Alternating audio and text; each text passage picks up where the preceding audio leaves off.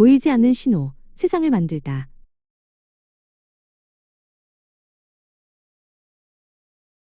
이론과 현실 사이의 거리는 얼마나 멀까? 미래통신연구실, 소미는 빼곡한 수식으로 가득 찬 전공서적 앞에서 깊은 한숨을 내쉬었다. 최신 이동통신, 위성통신, 이 복잡한 수학이 정말 휴대전화 속 세상을 움직이는 걸까? 그때 연구실의 김민준 교수가 따뜻한 미소와 함께 다가왔다.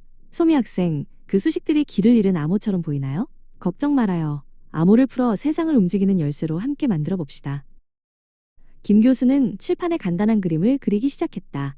우리가 보내고 싶은 정보, 예를 들어 목소리나 안녕 같은 문자를 베이스밴드 신호라고 불러요. 이건 우리의 편지와 같죠. 내용물은 있지만 스스로 멀리 날아갈 힘은 없어요.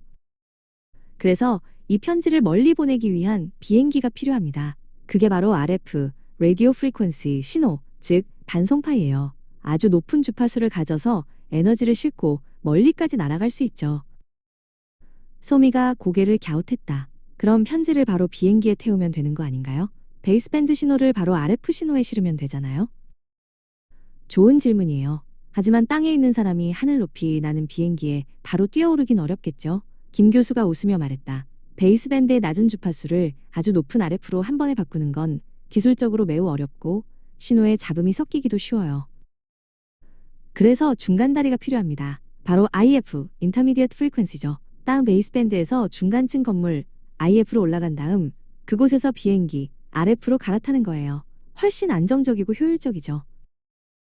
아하, 그럼 먼저 베이스밴드 신호를 처리하기 쉬운 IF로 변환하고 그 다음에 최종 목표인 높은 RF로 다시 한번 변환하는 거군요. 소미의 눈이 반짝였다. 정확해요. 이 베이스밴드 IF-RF 구조는 거의 모든 무선통신 시스템의 기본 골격입니다. 소미 학생이 매일 쓰는 휴대전화 안에도 이 과정이 수억 번씩 일어나고 있죠. 김 교수는 휴대전화의 통신 칩셋 구조도를 화면에 띄웠다. 보세요. 여기 베이스밴드 처리 장치가 데이터를 만들고 이 신호가 IF 회로를 거쳐 RF 송신단에서 안테나로 나가게 되죠. 책에서 보던 구조도가 바로 여기 살아 숨쉬고 있어요. 우와, 정말 이론이랑 똑같네요. 그럼 무선 인터넷이나 근거리 무선 기술도 이런 원리인가요? 물론이죠. 사용하는 주파수 대역과 방식은 조금씩 다르지만 정보를 낮은 주파수에서 높은 주파수로 실어보낸다는 핵심 원리는 동일합니다. 이게 바로 무선통신의 보편적인 문법인 셈이죠. 그런데 교수님, 과거에는 이 모든 IF, RF 회로를 각각의 부품으로 만들었다면 정말 복잡하고 컸을 것 같아요. 맞아요. 그래서 현대통신 기술의 혁신이 시작됩니다. 김 교수는 책상 위 작은 장치 두 개를 가리켰다. 이것이 바로 SDR, Software Defined Radio입니다. 방금 우리가 봤던 복잡한 하드웨어의 상당 부분을 소프트웨어로 대체해버린 마법 지팡이죠. 소프트웨어로요? 그럼 IF 필터나 주파수를 바꾸는 혼합기 같은 것들을 코드로 구현한다는 말씀이세요? 바로 그거예요. 이제 우리만의 통신 시스템을 직접 만들어보며 확인해볼까요? 우선 베이스밴드에서 보낼 편지 내용, 즉 디지털 데이터를 만드는 것부터 시작하죠. QPSK 같은 변조 방식을 사용해서 0과 1을 신호로 번역해볼 겁니다.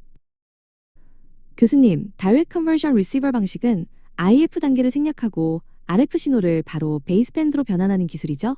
정말 효율적일 것 같아요. 소미가 흥분된 목소리로 말했다. 네, 맞아요. 중간 과정이 없으니 회로가 훨씬 간단해지죠. 하지만 그만큼 정밀한 기술이 필요하답니다. 마치 숙련된 조종사가 중간 경유 없이 목적지에 바로 착륙하는 것과 같아요. 김 교수가 미소 지으며 답했다. 이제 이 신호들을 실제 전파에 실을 시간입니다. SDR을 통해 우리가 만든 디지털 신호를 공기 중으로 쏘아보내는 겁니다. 소프트웨어가 IF와 RF 변환 과정을 처리해 줄 거예요. 소미는 긴장된 표정으로 실행키를 눌렀다. 눈에 보이지 않는 무언가가 연구실을 가로지르는 상상을 했다. 몇 미터 떨어진 다른 노트북에 연결된 수신용 SDR이 깜빡이기 시작했다. 잡았어요. 신호가 들어왔습니다. 김 교수가 외쳤다. 하지만 이건 아직 암호화된 파형일 뿐입니다. 이제 반대로 신호를 데이터로 번역하는 복조가 필요해요. 소미는 수신된 신호를 처리하는 프로그래밍 코드를 실행했다. 화면에는 잡음 섞인 점들이 나타나기 시작하더니 이내 4개의 군집으로 뚜렷하게 뭉치기 시작했다. 교수님, 이건 화이트보드에서 봤던 그 신호 배치도예요. 우리 편지가 무사히 도착한 거예요. 소미가 환호성을 질렀다. 그럼 Direct Conversion Transmitter는 베이스밴드 신호를 바로 RF로 변환해서 송신하는 방식이겠네요. 정말 대단해요. 소미가 감탄하며 말했다. 맞아요. 이 기술 덕분에 휴대폰처럼 작고 효율적인 통신기기를 만들 수 있게 된 거죠. 복잡한 이론이 현실의 혁신을 이끄는 좋은 예시랍니다. 김 교수가 노트북 화면을 가리키며 설명했다. 김 교수는 미소 지으며 말했다.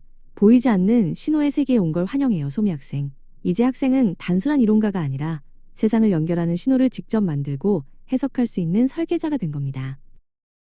창밖으로 복잡하게 얽힌 도시의 모습과 그 위를 떠다니는 통신 위성이 보였다. 소미는 더 이상 책 속의 수식들이 두렵지 않았다. 이제 알겠어. 이 수식들은 세상을 연결하는 보이지 않는 길을 설계하는 지도였구나. 나의 길도 이제 막 시작이야.